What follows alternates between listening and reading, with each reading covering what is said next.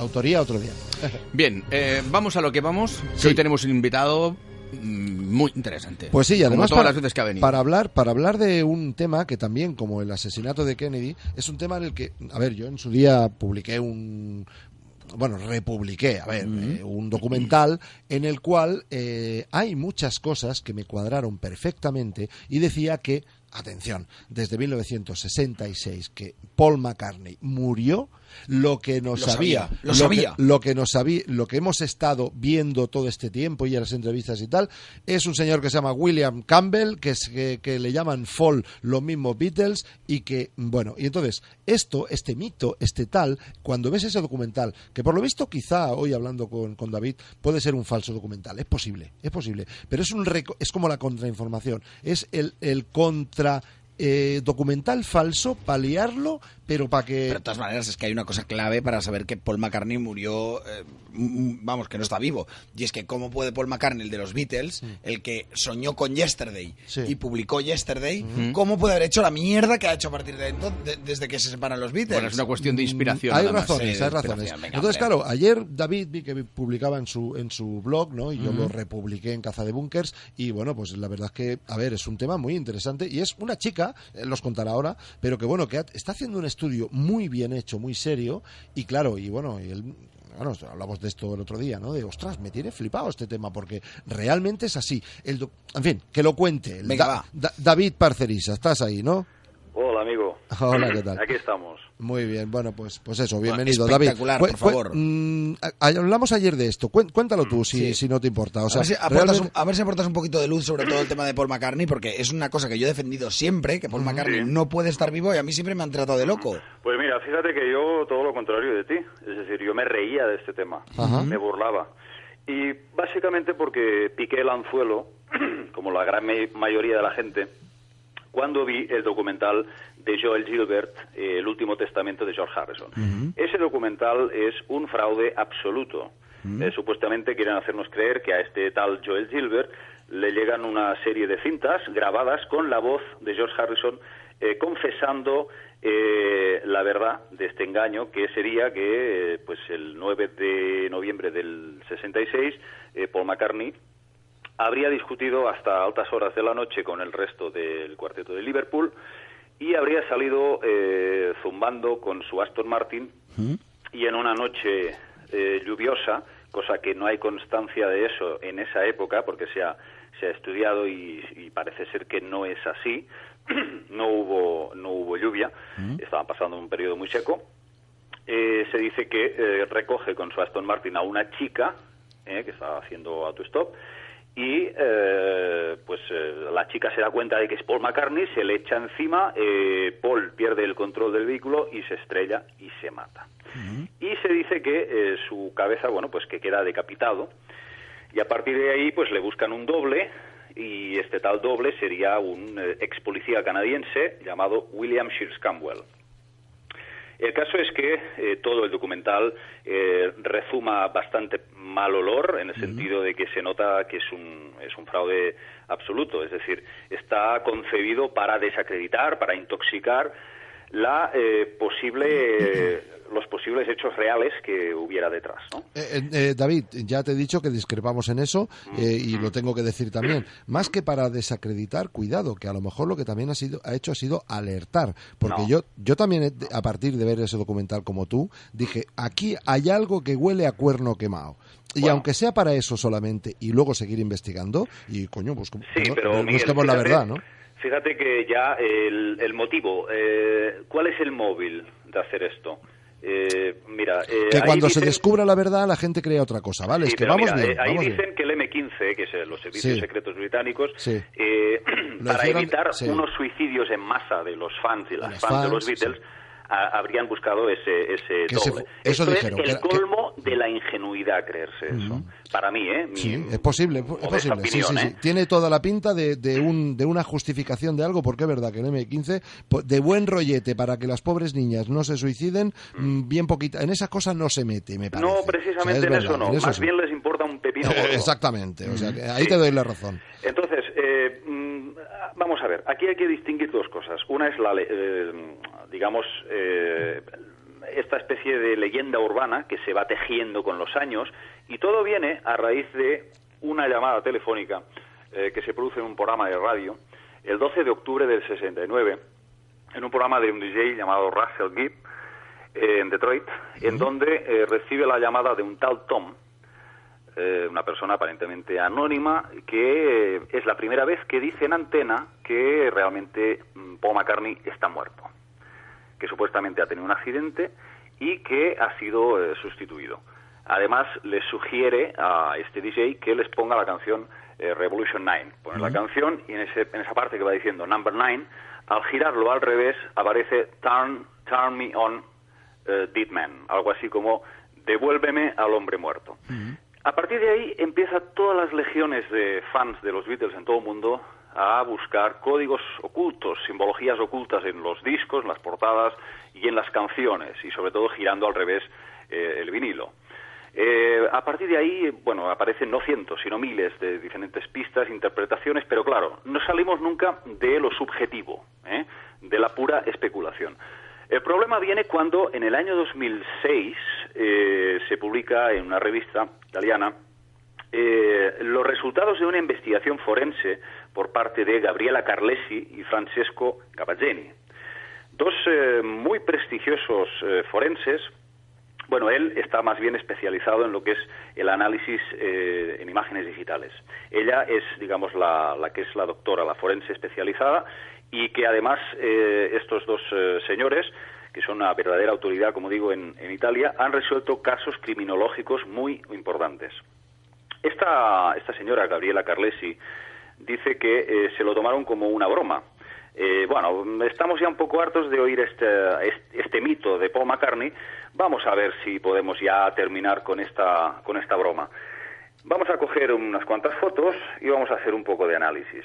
Se dijeron que ellos pensaban que en 2 minutos resolverían el enigma y seguramente que no habría ningún tipo de diferencia entre las fotos tomadas anteriores al 66 y las posteriores a ese supuesto año de la muerte de Paul. Pero sorpresa y gorda. Empiezan a ver, a través de estudios de craniometría, el cráneo de Foul, al que llamamos, digamos que Foul es una expresión que vendría del fake, para designar al falso Paul. Bueno, pues las fotos de Foul muestran un cráneo más apepinado, más largo. Nada que ver con la redondez que muestra el verdadero Paul. Pero más allá de eso, empiezan a mirar las distancias entre los ojos, empiezan a mirar la nariz. La nariz de Foul es mucho más larga, es mucho más caída hacia abajo. Sí. La de Paul es un pelín más respingona, más subida para arriba. Las fosas nasales son un poco verticales, las del verdadero Paul. Luego también la comisura de los labios de Foul es más larga. Eso es imposible de operar. Tú puedes hacer los labios más anchos, los puedes engrandecer o los puedes empequeñecer, pero nunca podrás modificar la comisura de los labios, la distancia. Y lo más gordo es que, otra sorpresa, el tema del ángulo mandibular. Ahí se encuentran que, evidentemente, hay un arco más estrecho. Eso es, para la doctora Carlesi, bastante determinante, porque dice que cuando hay diferentes fotografías, evidentemente hay diferentes encuadres, diferentes ángulos, y tiene que estar a escala. Entonces, siempre dan un margen de error de un 2% a la hora de mesurar esta distancia del ángulo mandibular. Sin embargo, con las fotos comparadas con Foul y Paul, se encuentran que hay una diferencia de un 6% de diferencia. Eso, cuando se habla ya de un 6%, estamos hablando de otra persona. No puede ser la misma persona. Hombre, yo te digo una cosa, estoy viendo, porque buscando en Google rápidamente en imágenes... Habrá que colgar fotos de este hombre. Pones Paul McCartney Foul y realmente te ponen fotos de uno y de otro, uno al lado del otro, y realmente cuando los ves al lado... Sí. Oye, no es el mismo. No es el mismo, pero mira, aparte del aspecto físico... Bueno, ahora tengo una pregunta que me asalta, pero sigue, perdona. Sí, no, es que aparte del aspecto físico y la mirada en sí, que ahí se ve que no está esa luz, esa alma que tenía Paul, se ve una mirada completamente diferente. Aparte de eso, yo he estado en contacto con personas que tienen más de 70, algunos 80 años, que han vivido la era Beatle, la Beatlemanía, que han estado en conciertos en directo, y todos coinciden en una cosa muy curiosa, y es que ellos vieron al Paul, al verdadero Paul, con una actitud de humildad, con un carisma, con una sonrisa, con un brillo en sus ojos, que este Paul no tiene en absoluto. No tiene porque quizás no es un genio en realidad. No, pero es que realmente lo que llama más la atención es que se ve una persona extremadamente prepotente, el Paul. Se ve una persona que tiene una codicia desmesurada, algo que desde luego no era visible en el anterior. Y aquí hay que decir que lo más importante y lo más determinante para la doctora Carlesi es el tema de la boca, el tema de la dentadura. La estructura dental de Paul era muchísimo más estrecha y la de Paul es mucho más ancha. Hay incluso más espacio entre los dientes. Entonces, yo quisiera leeros una parte de este documento forense, en las palabras mismas en que se expresa la doctora Carlesi. Dice lo siguiente: un cambio en la forma del paladar en la década de los 60 no era imposible, pero habría sido muy traumático, fruto de una tremenda cirugía oral y maxilofacial. En la práctica, McCartney habría tenido que someterse a una operación que implicase la apertura de la sutura palatina, la rotura del hueso y luego un prolongado tratamiento con ortodoncia y prótesis. En otras palabras, obtener un cambio tan ligero en la década de los 60 a McCartney le habría supuesto no solo una intervención particularmente dolorosa y sangrienta, sino también el uso de un aparato fijo de ortodoncia como mínimo durante un año. Eso es algo imposible de ocultar. Entonces, conclusión a la que llega Carlesi. Hombre, pues la verdad tiene muchos más puntos de pensar que se trata de otra persona. Además, hay un tema aquí también muy relevante. Si observáis las fotos, y podéis verla en mi página web, davidparcedisapuig.com.ar, si entráis ahí veréis que tengo 3 o 4 posts dedicados a este tema, y hay una serie de fotografías en las que se ve la oreja de Paul. No solamente no tiene absolutamente nada que ver con la oreja original de Paul, sino que se le puede ver el encaje de látex adherido debajo del lóbulo de la oreja. Es decir, se ve perfectamente como eso es una prótesis de silicona. O sea, la oreja en sí está hecha de silicona y el punto de encaje está hecho de látex y sobresale en un montón de fotografías. Y todo esto, pues quien yo más me ha convencido, pues hasta ahora la persona que yo he visto que más sabe del tema es una chica, una investigadora, que, bueno, cualquier interesado la puede agregar a Facebook. Responde al seudónimo de Lai Ruth. Layruth, Layruth. Recomiendo a todo el mundo que le interese este tema que pues entre en este Facebook, en este perfil, porque esta chica está realizando una tarea de investigación, lleva 2 años a tiempo completo, dedicándose de una forma titánica a indagar en este tema. Y creo que ha llegado a unas conclusiones abrumadoras. Creo que su trabajo realmente merece la pena que sea conocido. Bien, una pregunta que tengo. En caso de que esto se confirme, que Paul McCartney no sea Paul McCartney, sino que sea este señor Campbell, ¿qué interés hay en sustituirlo? O sea, hay un accidente de coche, ese hombre se muere porque una fan se le ha tirado encima y él ha acabado con la cabeza decapitado. Al mismo grupo no le interesa. Pero en bueno, ese momento, pero bueno, me parece una operación demasiado grande, demasiado... Por supuesto. Mira, yo es lo que le dije el otro día a Lai Ruth. Le dije, mira, yo llevo solamente 3 semanas investigando el tema y tú llevas 2 años. Pero me ha sorprendido comprobar cómo yo en 3 semanas, digamos, he llegado a las mismas conclusiones que tú. Es decir, simplemente por lógica es imposible que tenga un accidente una persona y inmediatamente sea reemplazada por un doble. Eso es, desde luego, no entra en la cabeza de nadie. Y además, en un margen de muy poco tiempo. Hay una franja de tiempo en la que se supone que se produce la muerte de Paul. Y sería entre el 11 de septiembre y creo el 4 de octubre del 66. Otra vez el 11 de septiembre. Creo que la primera aparición pública de Paul, o sea que ya no es el Paul, creo que se produce el 18 de diciembre. Ahí podemos ver, y hay incluso vídeos en Internet, en donde se ven 2 vídeos juntos, a la vez, simultáneos, en donde se ve la última entrevista de Paul vivo y la primera de Paul. Y es completamente diferente, incluso la voz, incluso el acento, ni siquiera tiene el acento de Liverpool, y la cara es completamente diferente, la expresión forzada, la forma de hablar con una, digamos, una prepotencia muy desmesurada, y además lleva peluca, lleva un pelo que se ve falso. O sea que ahí hay mucha documentación que podemos encontrar en YouTube, ¿no? Me preguntaba sobre los motivos. Mira, los motivos es imposible responder a eso. Todo es pura especulación por ahora. Pero ten en cuenta una cosa, si realmente Paul murió, yo creo que lo más lógico es pensar que no fue precisamente un accidente. ¡Ostras! Vaya, esto, o sea, que lo mataron. Esto no alivia la conspiranoia, ¿eh? Macho. Porque simplemente, utilizando el sentido común, esto nos da a entender que el doble ya estaba ahí. Claro, lo han organizado bien. Y eso claro, no lo esto hacen... es imposible hacer. Pero, un despliegue, a ver, igual... como tú decías, con amenazas, con extorsiones, con sobornos, con lo que sea que tengan estas élites, no voy a decir nombres, es imposible hacer un despliegue de estas características, así como, mira, ahora pues tenemos aquí una persona que se parece un poquito, ¿no? A ver, no tires la piedra y escondas la mano, que no lo estás haciendo hasta ahora cuando hablas de las élites. Entonces, ¿qué intereses hay en que pueda desaparecer Paul McCartney? Bueno, ver, igual es una pregunta ya que nos disparamos mucho, ¿no? Pero... Vale, yo te pregunto a ti, ¿qué sucedió a finales de los 60 a nivel de masas juveniles? Hombre, hubo la revolución del 68, por ejemplo, mayo 68. La Beatlemanía, y todo ese tipo de una revolución intelectual, por decirlo de alguna manera, casi. Primero vienen los Beatles, luego vino pues todo el tema de Woodstock, los hippies, sí. El LSD. O sea, sería una manera de controlar quizá a los jóvenes jóvenes desde dentro. Es una mezcla de todos estos conceptos, de todos estos puntos, vas encajando piezas, vas viendo que hay unas líneas que las unen, y te das cuenta que aquí detrás hay una manipulación. Hay una manipulación clarísima de las masas juveniles, que es apretar o saber encontrar el resorte, el botoncito de la autodestrucción.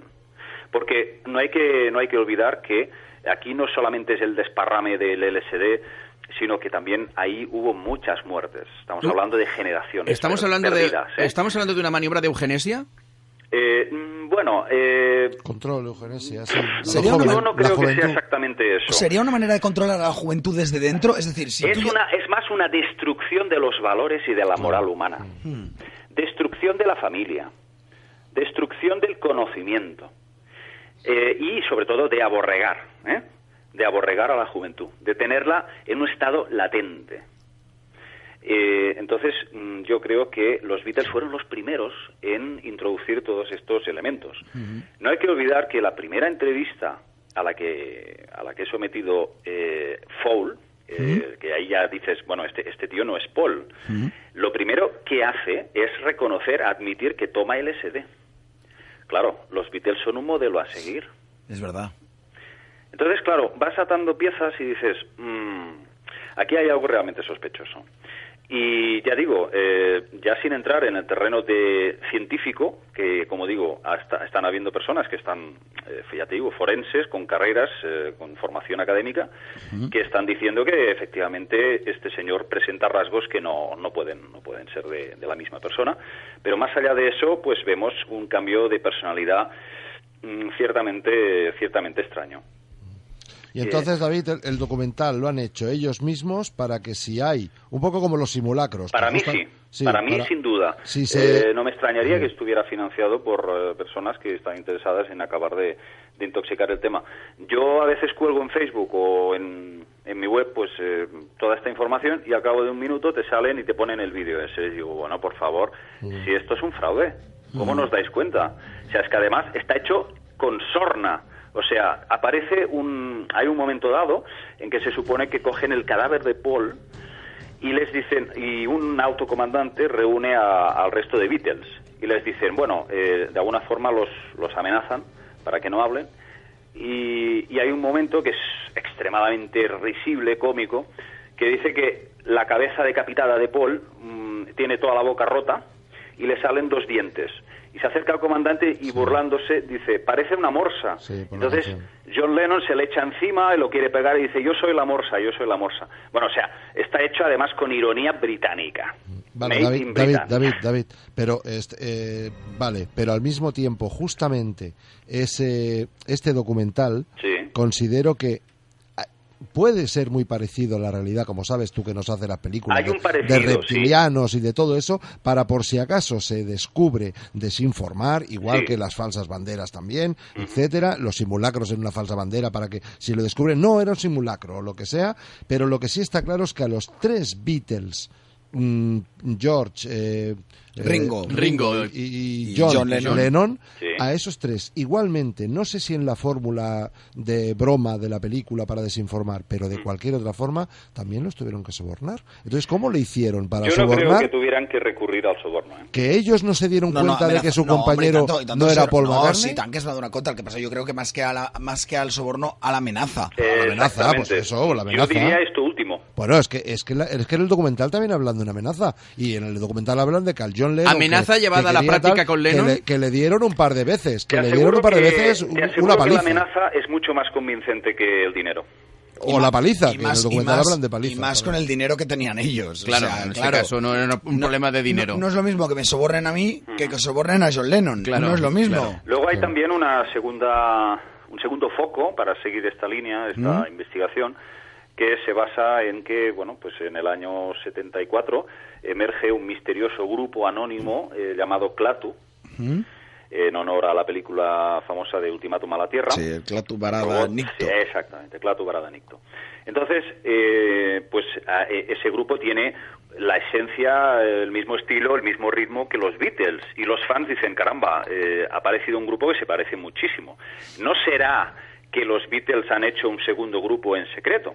Entonces, al final, se pide incluso que, por favor, den los nombres y finalmente dan la cara y se descubre que son 2 canadienses, mejor dicho 3, pero los principales serían Terry Draper y Dee Long, que tienen, sobre todo Terry Draper, una voz muy parecida a la de Paul.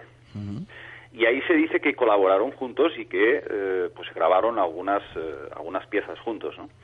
Entonces, ahí también yo prestaría más atención, y lo digo para todos aquellos que busquen pistas en las portadas de los discos de los Beatles y posibles señales en la música, yo me fijaría más en Klaatu, porque en Klaatu sí que hay canciones con letras que parecen sugerir la muerte de Paul. Bueno, sí, más o menos. Sobre todo hay una canción que yo recomendaría escuchar, se llama Polygenia. Ya el nombre ya nos está sugiriendo Paul, ¿no? Entonces, bueno, ahí todo una serie de puntos curiosos, ¿no? Pues la que cada cual colgaremos. saque sus conclusiones. Bueno, David Parcerisa, no tenemos más tiempo, pero de verdad ha sido un placer y súper interesante y realmente que apetece pues indagar un poquito más en todo esto. De todas maneras, si descubres algo nuevo, aquí estaremos encantados de recibirte, ¿de acuerdo? Muy bien, muchas gracias, amigo. Gracias, Un abrazo, David. David. Gracias, Hasta luego. David. Adeu.